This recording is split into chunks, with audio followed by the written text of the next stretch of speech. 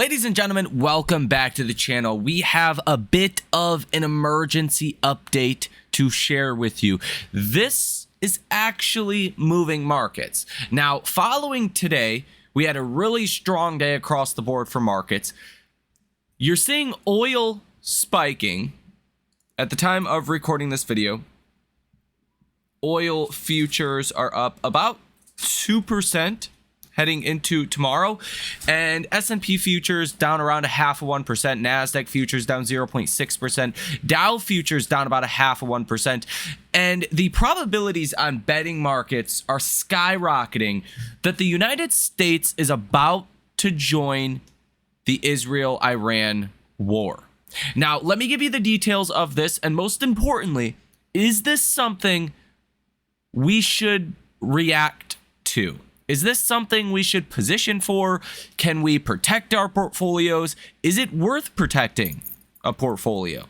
Is it something worth just kind of staying on the sidelines here? We have some historical precedents to go over with conflicts and what happens in markets. So, ladies and gentlemen, the work is cut out for us here in this video. I will say, though, from my opinion, and I'm obviously not an expert in this field, it's probably only a matter of time. And, you know, we could get involved to some degree within the next couple of hours. But it may not be as bad for markets as a lot of people believe.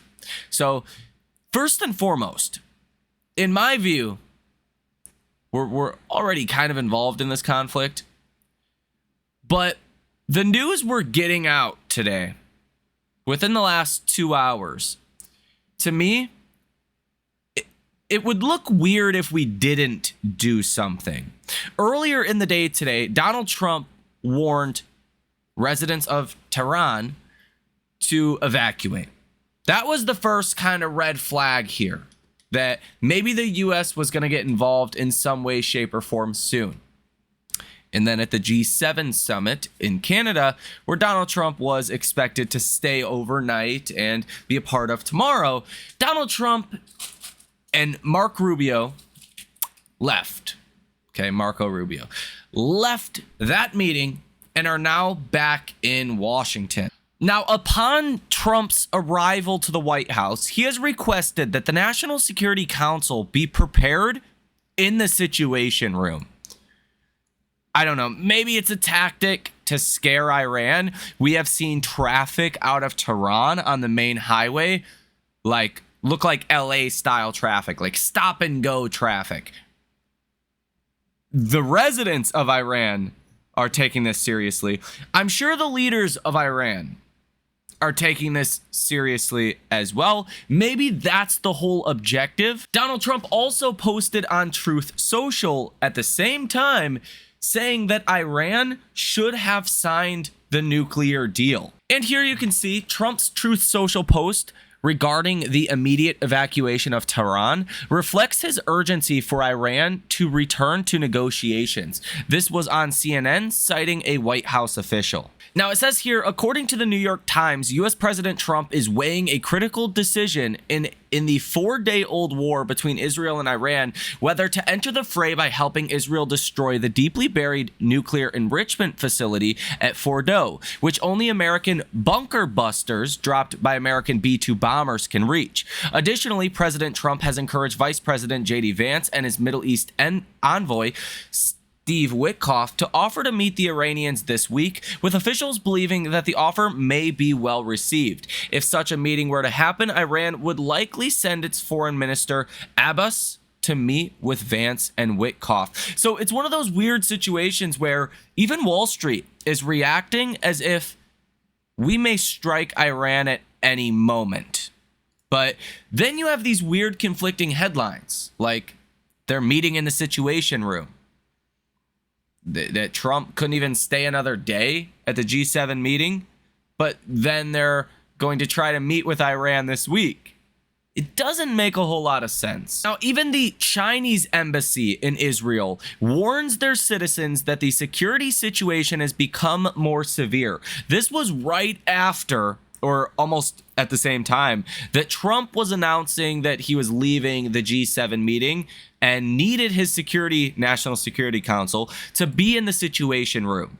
So China was clearly told of, what the plan is. Also in the news at pretty much the same time, the Nimitz carrier group advances towards the Middle East early or ahead of schedule. This is the aircraft carrier strike group. So this is not something you would want to mess with. Let's just put it that way.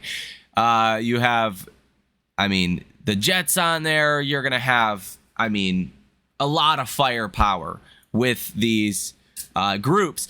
And apparently it's moving into the region faster than previously expected. But then U.S. officials confirm that forces in the Middle East remain in a defensive posture and that the U.S. is not yet participating in strikes against targets in Iran. Republican Representative Massey says the Constitution stipulates that the declaration of war is within the authority of Congress, even if the war concerns us. That's true, but a president is allowed to essentially enter the country into a war for 60 days. So I don't think this conflict would last that long if we got involved. After that point, after 2 months, then you need Congress approval, but the commander-in-chief can strike as he pleases. And even 8 U.S. senators submit a bill to prevent the U.S. from entering a war with Iran. If only they could do anything at this fast of a speed. Within 15 minutes, this bill was apparently drafted. Yeah. Good luck getting anything else done, though. And Defense Secretary Hegseth says Trump still aims for nuclear deal with Iran. He also says the region is defensively positioned for peace. So again, there's a lot of weird conflicting headlines when it comes to this situation. But even Polymarket or Kalshi, they have the odds of America joining the war, striking Iran at anywhere from 70 to 80%. Before the end of the month, which is, 14 days or so, 15 days away from now. So relatively soon, although if you're going to meet in the Situation Room, that's either a huge scare tactic to actually say that, or there's going to be some kind of action taken against Iran here pretty soon. Now, if you want my personal opinion, which you probably don't, but I'll share it anyways, what I imagine is going to happen is the U.S. uses these bunker bombs to destroy these 2 nuclear enrichment facilities that are underground that Israel cannot get to, and then we're going to advocate again for a nuclear deal. And at that point, what choice does Iran really have? Not much of a choice. And here in breaking news, literally just out minutes ago, the Trump team proposes Iran talks this week on nuclear deal and a ceasefire. And apparently a meeting will occur between Witkoff and Iran's Abbas Araghchi this week, according to Axios. Now, the actual headline is coming across as this. The Trump team proposes Iran talks this week on nuclear deal and ceasefire. They actually went and named the individuals that would be in those active discussions. So Iran has not accepted this yet. If they do, well, that's going to be huge. If they don't, then the U.S. is almost guaranteed going to get in this conflict. Now, just to put a little bit of context on this situation, if you guys want to come trade with the trading community down below in the comment section, every time I make a trade, I send out alerts. And really what I'm focused on right now is not your large companies that everyone knows about. I think there's a lot of opportunity right now in stocks that are just underlooked and undercovered. Okay, we had one that went up 15% today. Actually got some crazy good news from one of their drug trials. Kathy Wood owns 15% of this company. She's been an investor in this company for a long time, but it's really under the radar. And a lot of these under the radar stocks, companies, are like $2 billion market caps and lower. They just don't have a lot of analysts that cover them. And, they're actually really good companies, like growing a lot or trying to do big things, but just nobody knows about them because they're so small. Those are the hidden gem opportunities that we are uncovering and investing in. So if you guys want to come do that with us, check out that link down below in the description of this video. Nonetheless, this is what I posted to the members in the trading community, that apparently, if you look at the last 25 geopolitical shocks dating back to Pearl Harbor in 1941, it showed that these shocks have been resilient, or stocks have been resilient in these scenarios. Total drawdowns around these events have averaged 4.6%. Over an average of roughly 19 days. So it tends to be pretty fast, short-lived, okay? It says, quote, recoveries to pre-event levels have taken longer, averaging 40 days, but we're still talking about an interruption of only a few weeks to a couple months, typically, with less than a 5% drawdown. And as I've talked about before many times, the only thing that really matters is the Strait of Hormuz.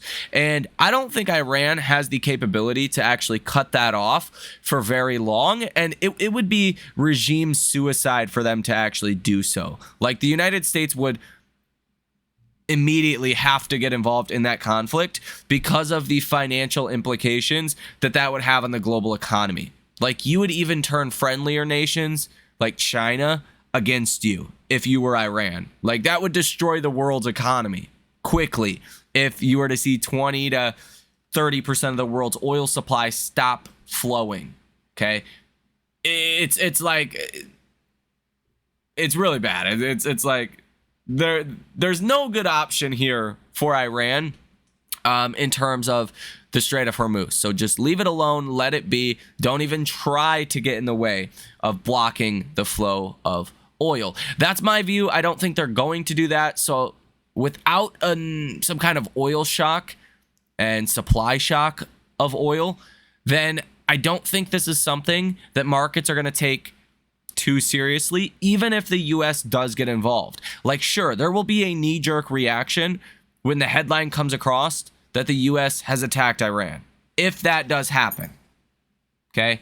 Which it looks like, at least for now, you may get some kind of meeting, benefit of the doubt, if you will.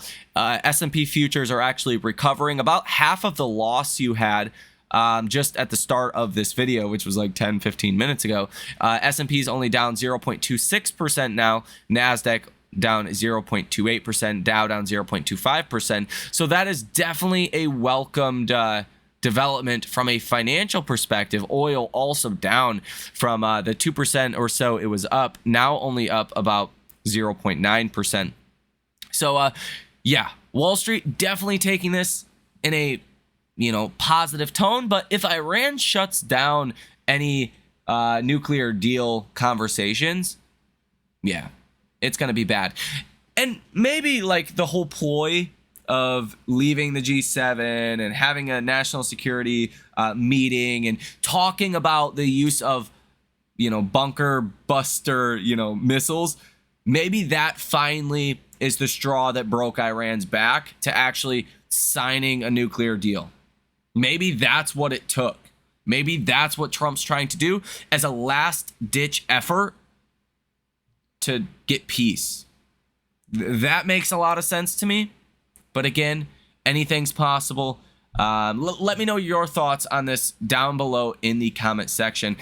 Ladies and gentlemen, I don't think this is something you have to alter your portfolio for. I don't even think this is a hedging event unless, again, the Strait of Hormuz were to be cut off. And there's so many reasons why that doesn't make any sense or could theoretically be impossible for Iran.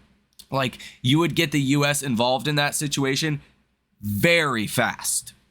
Very, very fast. I don't think they could control it if they wanted to. So from a market's perspective, I think this is a nothing event. And I actually think once you're done with this, once we get the Fed meeting on Wednesday, which we could very well be over with this whole war in the next couple of days, or at least mostly, if Iran does decide to actually communicate and sign a nuclear deal, then you could actually see stocks at new all-time highs. I think Powell's going to be a huge catalyst on Wednesday, and we'll see what happens with any kind of nuclear deal between now and then. So again, let me know your thoughts on this down below in the comment section. Have a great rest of your day, and I will see you in the next one.